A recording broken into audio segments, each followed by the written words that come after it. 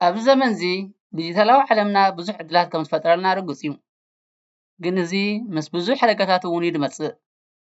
እዚ ቪድዮ እዚ ብዛዕባ ኦንላይን ስካም ከምኡ እውን ሓፈሻዊ ብዛዕባ ስካም ካብ እንታይ ምዃኑ ጀሚርካ ክሳብ እቶም ዝተፈላለዩ ዓይነታትን ስለምንታይ ሰባት ይታለሉ ከመይ ንገዛእ ርእስኻ ክትከላኸል ከምኡ እውን እንተተሰሪቕካ እንታይ ክትገብር ከም ዝግባእካ ዝርዝር መብርሂ ክህበኩም እየ። ንስካምን ገንዘብካን ድሕነትካን ንምክልኻል ኣገደስቲ ፍልጠት ከም እትረኽቡ ኣይጠራጠርን።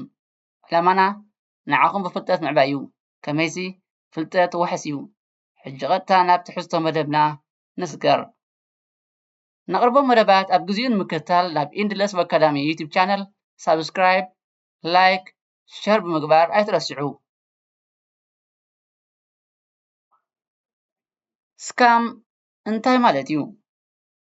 መጀመርታ ስካም እንታይ ማለት ምዃኑ ንርአ።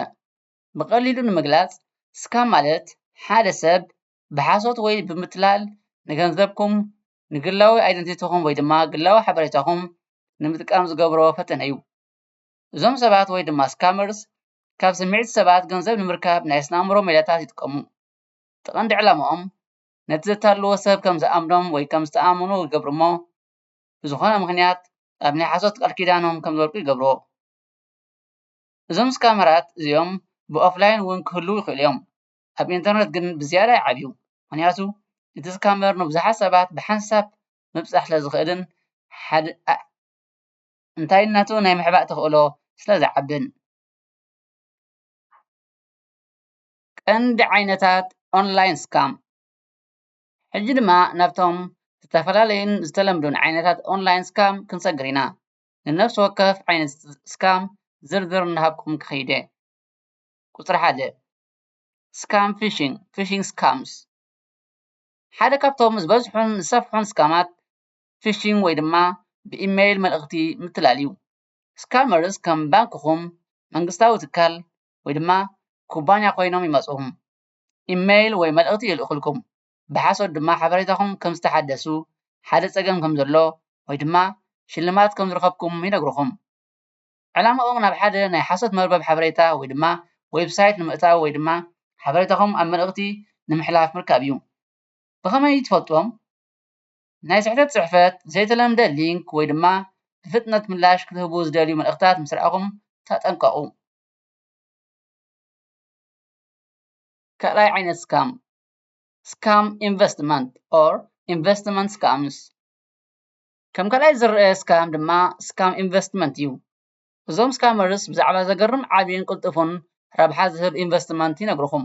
ንኣብነት ኣብ ገለ ሰሙናት ገንዘብኩም 2 ግዜ ወይ ዳብል ክኸውን እዩ ብዝብል መብፅዓ ኣብ ክሪፕቶ ከረንሲ፣ ሪል ስቴት ወይ እውን ናይ ሓሶት ንግዲ ኢንቨስትመንት ክትገብሩ ይሓትኹም። ኣብ መጀመርያ ንእሽተይ ገንዘብ ኣእቲኹምሲ ሓቂ ኮይኑ ከም ዝረኣየኩም ንእሽቶ ረብሓ ይህብኹም። ግን ገንዘብኩም ምስ ዓበየን ምስ ኣእቲኹምን ድማ ኩሉ ይጠፍእ። ብፍላይ ሓደ ነገር ካብ ልሙድ ንላዕሊ ፅቡቅ ኮይኑ እንተተራእየኩም ተጠራጠሩ። ሳልሳይ ዓይነት ስካም ስካም ፍቅሪ እዩ ወይ ድማ ሮማንስ ስካምስ። ስካም ፍቅሪ ካብቶም ዝኸፍኡ ዓይነት ስካም እዩ።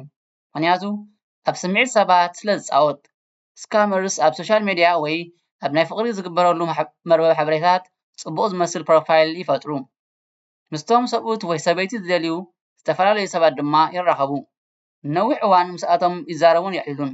ፅቡቅ ስምዒታዊ ምትሕሓዝ ወይ ዝምድና ይፈጥሩ። ድሕሪኡ ድማ በቃ ገንዘብ ኣድልይኒ ኢሎም ገንዘብ ይሓቱ። ንኣብነት ናባኻ ንምምፃእ ገንዘብ የድልየኒ ኣሎ፣ ሕክምና የድልየኒ ኣሎ ወይ ድማ ኣብ ሓደጋ ወዲቐ ኣለኹ ይብሉ። እቲ ቀንዲ ነገር ገንዘብ ክሳብ ትልኡ ከሎም ንሓድሕድኩም ፈፂምኩም ኣይትራኸቡን ኢኹም።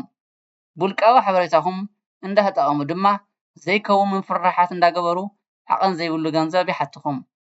ካብ ከምዚ ዓይነት ሓቀኛ ፍቅራዊ ዝመስል ስካም ንጠንቀቕ። ራብዓይ ዓይነት ስካም ስካም ቴክኒካዊ ሓገዝ እዩ።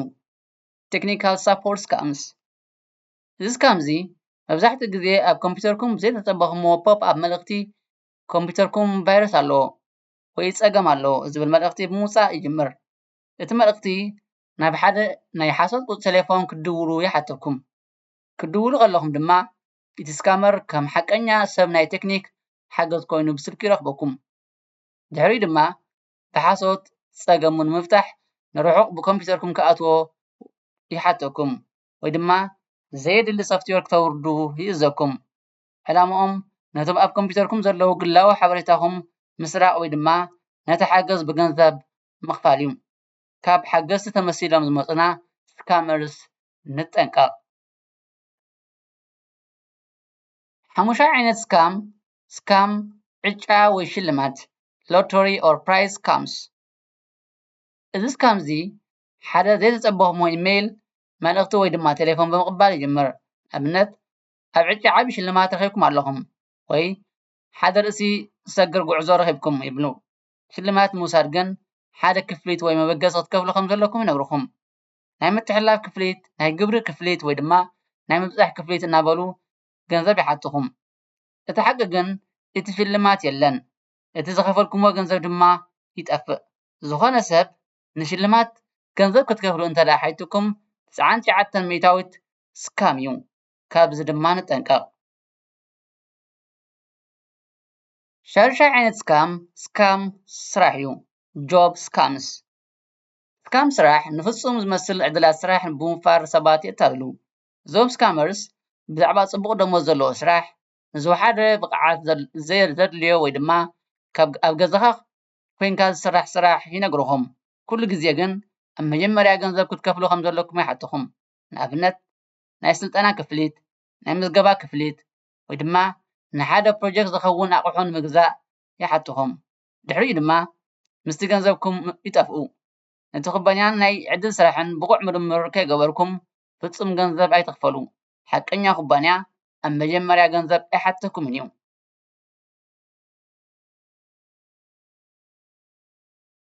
ክሳብ ሕጂ ዝተፈላለዩ ዓይነታት ስካም ክንርኢ ፀኒሕና ሕጂ ድማ ስነ ኣእምሮ ስካም ወይ ስካም ስለምንታይ ይሰርሕ ንምልከት እቶም ስካመርስ ንሰብኣዊ ስነ ኣእምሮ ብኸመይ ከም ዝጥቀምሉ ኣፀቢቖም ይፈልጡ እዮም ቁፅሪ 1 ህፁፅነት ኣርጀንሲ መብዛሕትኦም ስካመራት ህፁፅነት ይፈጥሩ ሕጂ እዚ እንተዘይጌርካዮ ክጠፍእ ኢኻ ወይ እዚ ዕድል እዚ ሕጂ ክውዳእ እዩ ዝብል ናይ ኤመርጀንሲ ወይ ህፁፅ መልእኽቲ ይሰዱልና እዚ ድማ ርእስና ብግቡእ ክንሓስብ ኣይፍቅደልናን ስለዚ ተሃዊኽና ካብ እንገብሮም ጌጋታት ንጠንቀቕ ምክንያቱ ህፁፅነት ወይ ተህዋኽ ሓደ ካብቲ ቀንዲ መሳርሒ ስካመራት ስለ ዝኾነ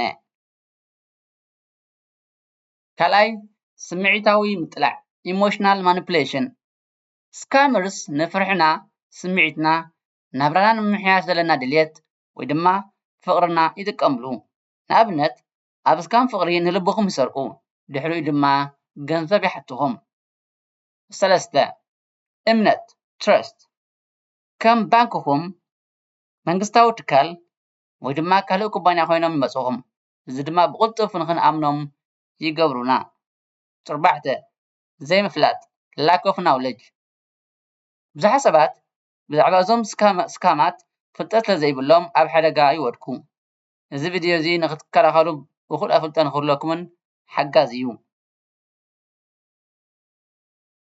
ንገዛ ርእስና ከመይ ንከላኸል ሕጂ ድማ ናብቲ ኣዝዩ ገዳሲ ክፋል ንመለስ ንገዛ ርእስኻን ገንዘብካን ከመይ ንከላኸል እዞም ዝስዕቡ ገለ ገደስቲ ሜላታት እዮም ቁፅሪ 1 ኩሉ ግዜ ኣረጋግፅ always verify ሓደ ዘይተፀበኹሞ ኢሜይል መልእኽቲ ወይ ቴሌፎን ምስ ዝመፀኩም እቲ ዝፀሓፈ ሰብ ወይ ትካል ሓቀኛ ምዃኑ ኣረጋግፁ ቁፅሪ ቴሌፎን ወይ ኢሜይል ካብቲ ናይ ወግዓዊ መርበብ ሓበሬታ ወይ ካብ ካልእ ምንጪ ወሲድኩም ደዊልኩም ወይ መልእኽቲ ልኢኽኩም ኣረጋግፁ ቁፅሪ 2 ተጠራጠሩ be skeptical ሓደ ነገር ካብ ልሙድ ንላዕሊ ፅቡቅ ኮይኑ እንተተራእይኩም ንኣብነት ብቕልጡፍ ሚልዮነር ክትኸውን ኢኻ ወይ ዘይተፀበኻዮ ዓብዪ ሽልማት ረኺብካ ዝብል መልእኽትታት ምስ ዝመፅኹም ተጠንቀቑ ሓቀኛ ዕድላት ብድሆታት ክህልዎም ይኽእል እዩ ቁፅሪ 3 ሓያል ናይ ባንክ ቁፅሪ ወይ ፓስወርድ ተጠቐሙ use strong passwords and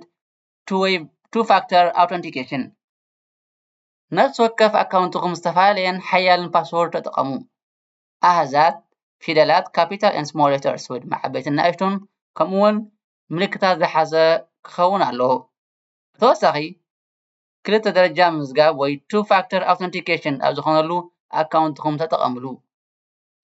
ቁፅሪ 4 ግላዊ ሓበሬታኩም ኣይትሕልፉ don't share personal information ፓስወርድኩም ናይ ባንክ ቁፅርኩም ናይ ክሬዲት ካርድ ቁፅርኩም ወይ ድማ ማሕበራዊ ቁፅርኩም ብኢሜይል መልእኽቲ ወይ ስልኪ ኣይትሕልፉ ዝኾነ ትካል ሓቀኛ እንተኮይኑ እዚ ሓበሬታ እዚ ከም ዝበለ ኣገባብ ኣይሓተኩምን እዩ። ጥራሕ 5 ሶፍትዌርኩም ኣሕድሱ keep your software updated ኮምፒውተርኩም ስማርትፎንኩም ከምኡ እውን ካልእ ዲጂታላዊ መሳርሒታትኩም ዝተሓደሰ አንቲቫይረስ ኦፕሬቲንግ ሲስተምን ከም ዘለዎም ኣረጋግፁ። እዚ ንሓደገኛ ቫይረሳት ከም ዝከላኸል ይገብር። እንተተሰሪቅካ እንታይ ትገብር? ሓደገኛ ዝኾነ ነገር እዩ። እንተተሰሪቅካ ኣይትረበሽ። ገለ ክንገብሮም ዝግባአና ነገራት ኣለዉ። ቁፅሪ 1 ብቁልጡፍ ስጉምቲ ውሰድ act immediately ገንዘብኩም ከም ተሰርቀ ወይ ሓበሬታኩም ከም ዝተበፅሐ ምስ ፈለጥኩም ብቁልጡፍ ስጉምቲ ውሰዱ። ቁፅሪ 2 ነቲ ስካም ፀብፃብ ኣቕርብ report the scam ናብ ባንክኩም ናብቲ ተጠቐምኩምሉ ናይ ገንዘብ ምትሕልላፍ ኣገልግሎት ከምኡ እውን ናብ ፖሊስ ወይ ናይ ሳይበር ገበናት ክፍሊ ፀብፃብ ኣቕርቡ። ቁፅሪ 3 ፓስወርድኩም ቀይሩ change passwords ኩሉ ፓስወርድኩም ብፍላይ እቲ ዝተሰርቀሉ ዝመስል ብቁልጡፍ ቀይሮ። ቁፅሪ 4 ደገፍ ሕተቱ seek support ስካም ኣዝዩ ስምዒታዊ ስምባረ ስለዘስዕብ ምስ ቤተሰብ ኣዕሩኽትኩም ወይ ድማ ናይ ሳይበር ደገፍ ዝህቡ ትካላት ተዘራረቡ። ኣብ መወዳእታ ድማ ኦንላይን ስካም ሓደ ዓብዪ ሓደጋ ምዃኑ ፈሊጥኩም ንገዛእ ርእስኩም ምክልኻል ናይ ነፍሲ ወከፍ ሓላፍነት ምዃኑ ኣይንዘንግዕ። ንፍልጠትኩም ብምዕባይ ንኣጠራጣሪ ነገር ብምርኣይ ከምኡ እውን ንግላዊ ሓበሬታኩም ጥንቃቐ ብምሓዝ ካብ ብዙሕ ሓደጋታት ክንድሕን ይግባእ። ኣይትረስዑ ሓደ ነገር ካብ ልሙድ ላዕሊ ፅቡቅ ኮይኑ እንተተራእዩኩም ሓቀኛ ክኸውን ኣይክእልን እዩ። እዚ ቪድዮ እዚ ብዙሕ ሓበሬታ ከም ዝሃበኩም ተስፋ ንገብር።